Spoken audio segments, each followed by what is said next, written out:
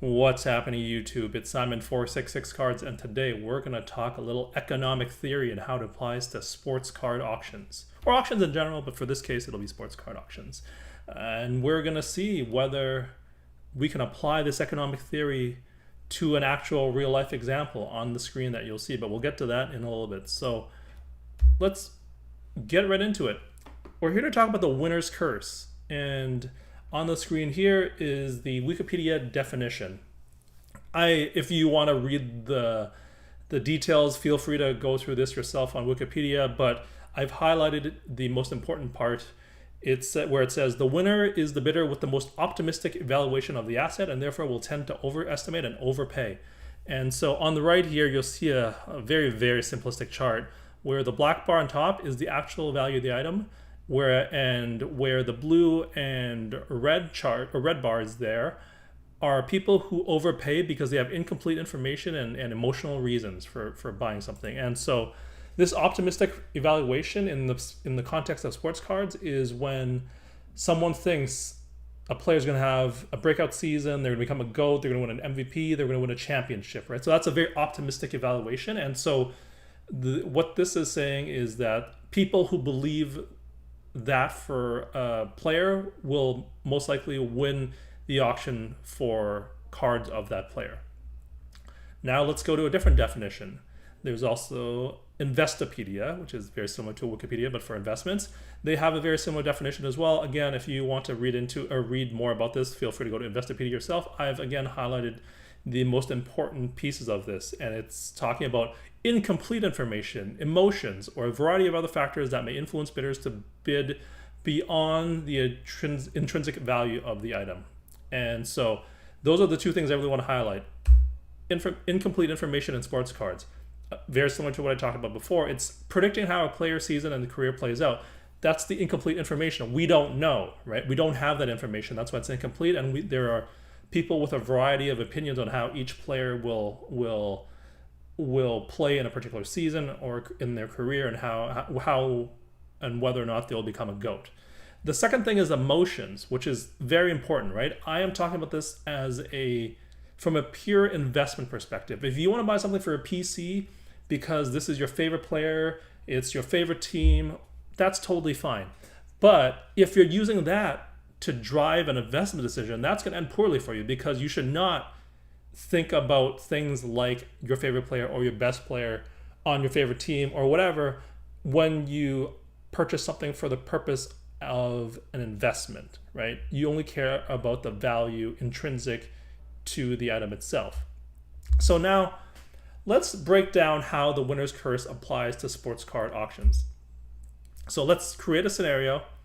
There's a rare card of a current player that's coming up to auction, and so everybody's going to put in a bid based on how much they value that card. And so you see here, there's a bell curve. People here in the top, or on the left here, they have the pessimistic view. They're going to be very close to zero because they believe the card has little value and or the player will not have a good season or career. So these are the pessimistic people. Then you have the middle group, which is basically a neutral view that the card has value based on the rarity and there's probably some potential in this player, so you should probably bid a little bit more. And then you have the very optimistic people who believe the card has a lot of value and the player will have a good season and a good career. And then you have the winner's curse, the person that actually wins the card at this auction, because they're thinking, this is a rare card, it's my favorite player on my favorite team, he's going to be a superstar, he's going to be a GOAT, they're going to go to the finals, they're going to win the championship, he might win finals MVP, everything about this player is awesome, and he's going to win. He's going to win. This card is going to the moon because this is what's going to happen. And that's the winner's curse, because this can happen for every single player in the league. This can happen for every single team. This can happen for every single card. But these are the people that will win each auction. It's people that have the most optimistic view of each player. And so that's just not feasible for every player to do that. And so that's why you'll note card prices always spike right before a season begins, right? We know this. And that's because of the winner's curse. Because bringing it back to the Investopedia definition, there's incomplete information in sports cards because nobody knows how a player's season will play out, but everybody's trying to predict. And so when a season is about to begin, there are always people who believe a particular player or a particular team is going to have a breakout season. This team is gonna go to the championship. They're gonna win the championship. They're gonna go to the finals. This player, they're gonna make an all-star team. They're gonna make all NBA. They're gonna win MVP. All that stuff, right? And as a result, many bidders overbid, but there's no way that every player can win the championship. Every player can't win MVP. Every player can't become a GOAT. When the season actually plays out, a lot of people are left holding the bag because they've been the victim of the winner's curse. Think, for example, Luka Doncic. Everybody's like, this guy's going to win MVP. For sure. He was, in fact, the odds-on favorite to win the MVP in the preseason, I believe, the last 2 years. You could say the same thing about Giannis. Everybody's like, oh, this team, the Bucks, they're a strong contender, one of the lead contenders to win the championship. Giannis might win another MVP. This will do great things for his legacy, right? Well, all of these things fell through, and there's plenty of other people where this happened this year in the NBA, and obviously in the NFL. You think about all the quarterbacks that are hyped up: Herbert, Burrow, Hurts, like all these guys, and Mahomes, right? Like you have all of these people where it's impossible for all of them to become MVP, all of them to become GOATs, all of them to become Super Bowl champions, NBA champions, all that kind of stuff, right? And so when the events of the season unfold, everybody realizes, oh, actually, they're just all at the very tail end of the curve. You have the most optimistic expectation. They didn't happen because it's impossible for everybody to win the championship, for everybody to win the MVP, for everybody to become an all-star, and then you've realized you've overbid because you had the most optimistic evaluation. So that's why card prices spike at the beginning of the season, because everybody has the optimistic expectation, incomplete information, and they're the ones that end up winning all the auctions that happen before the season. And then when those things don't come true, card prices decrease, they decline, card prices go down. And that's what you've seen over the last few years, especially during the pandemic, because everybody's like, all these cards are going to the moon, they're gonna be worth $1 bajillion, right? Didn't happen, you're left holding the bag.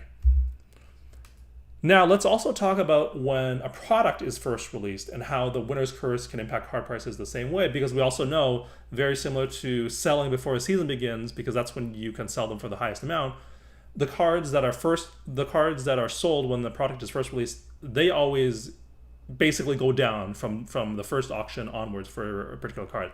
So I'm going to explain why, using, again, the winner's curse.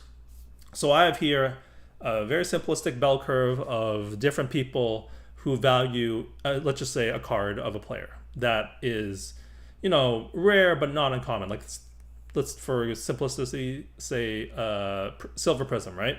So first card comes to auction. Obviously, you have a variety of people valuing the card from $10 or $0 to $250. The person who values it at $250 is going to win that first auction. Makes sense, right? But what happens in the second auction after that product is released of the same card, the same player? Well, the person who bid $250, they're like, I'm good with my card. Thanks for coming out. I'm done here. I don't need more of this. Well, the second auction happens. So then obviously the person that values that at $240 wins the auction, right? And so that's why the prices decrease. The $250 guy is like, I got the card. I'm good. Thank you. I'm going to leave now. $240 guy's like, oh, I got a steal. This is already, below the first auction. I'm going to bid my $240 and I got it. Wow, it's amazing. And then the third auction, it goes to the $230 guy, on and on and on, et cetera, et cetera, et cetera. And so that is how the winner's curse explains why, if you're first to market when a product is released, that you're going to get the highest price. And that also explains why there's a big rush when cards are released to get them graded, because you want to be the first PSA 10 or the SGC 10 on the market, so that you can get that first mover advantage and take advantage of the winner's curse by selling it to the person who values it the most, right? And because the person who values it the most doesn't have generally an unlimited budget, at some point they're like, I don't need a second card, a third card, a fourth card, and then his valuation gets removed, and so then it falls to the second valuation and the third valuation, and so on and so forth. So that's how the winner's curse not only impacts cards before the season begins and card prices at auction, but also when a product is first released. And so now hopefully that's a helpful explanation on how winner's curse impacts card prices and sports card auctions. And now we're going to talk about a real life example that we're going to watch unfold in real time over the next month. I'm recording this video on May the 12th. And the card I'm talking about is this Jaylen Brown National Treasures Logoman Auto 101. This is now being sold at auction, but if we go here, we saw that this was sold at auction on Alt for $72,000, which seems like an awful lot for a PSA 6 specifically. And I'm aware of this card. I know when it was sold because someone I follow on Instagram bought this card. I have no beef with this guy. I know nothing about this person other than what I see on Instagram and Facebook. This is not a shot at him. This is just the most obvious example that I could see for the winner's curse. So he posted this on December 10th, 2022. So I'm assuming near either the beginning of December, end of November, he bought this card. And let's read through his Instagram post here. We are the ones who made the record-breaking sale to be a great part. So remember what leads to overvaluation of cards: incomplete information and emotion. Well, being a lifelong Celtics fan, well, there's the first part. That's emotion. To be part of a history of the best card of one of our favorite players, that's more emotion. He came into the league, he's one of the blah, blah, blah. Now he's proven the doubters wrong, so that's more emotion, right? That's not based in fact, but it's emotion. And then it's like, see you in the finals. That's incomplete information. Are we going to see the Celtics in the finals? That's why I wanted to record this video, because I don't think it actually matters. He could actually win the championship. He could be the finals MVP, but because all of the value of all these other things, this person's emotion basically is going to lead to him overvaluing the card. And he's going to be this card is going to be subject to the winner's curse. And what we're going to see is whether or not the winner's curse can be applied to this card, because when I first saw this card, the way he phrased this, I just assumed this was for his PC. He's talking about, this is one of my favorite players, one of my favorite teams, yada, yada, yada. Prove the doubters wrong. This is his best card. He's, all this stuff. You can read through this person's Instagram account, Slab Mafia Sports. See all in the finals. I assumed this was a PC card based on the way it was framed in the description. Well, this was December. We're now, again, May 12th, so 6 months later, and it's back on auction. And this time it's on Goldin. Before, it was sold on Alt, I believe, based off of what this says. Also, funny note, this is a PSA 6 in this sale. It was previously a BGS 8, so someone cracked this and went from an 8 to a 6, so good job by that guy. Not the greatest decision in the world there. What's interesting and different is that it's now at Goldin. It's now been regraded as an authentic, so that is the one change that might impact the value, that it's an authentic instead of a 10, or sorry, instead of a PSA 6, which probably sounds a little bit better. But I mean, if you look at the card, you can see like the edges are pretty rough, the corners are rough, everything's rough. So the two main differences are PSA grade, and also it's now at Goldin as opposed to Alt. So I'm recording this video on May the 12th, before Game 7 of the Game 7 against the Sixers for the Celtics. We don't know if they're going to win. We don't know if they're going to lose. We don't know if he's going to make the finals. We don't know anything. But I'm here to say I don't think it really matters. This card is selling on May 31st. I don't think it matters.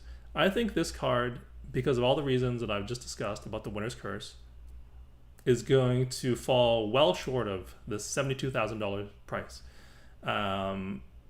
Because card has been overvalued because of all the reasons I talked about when they made this bid, and as a result, I think we're going to see on May 31st, and I'll do a quick short follow-up video to see if I'm right or not. I think this is going to fall well short of that valuation because of the fact because of the winner's curse that I just described. So that's it. That's the video. Let me know your thoughts and comments. If you found this interesting and insightful, or made you aware of something that you weren't aware of before in terms of economic theory, please give this a like and subscribe to the channel. We do stuff like this, more of a business data economic bent to sports cards. So that's the full video here. And then one last thing, as we always do on the channel, we preview the next video. So I'm going to talk about the mergers I want to see in the hobby. So that'll be the next video. Some you might be able to guess, some maybe not, but we'll see. So thanks again for listening and watching, and I will talk to you all next time. Cheers.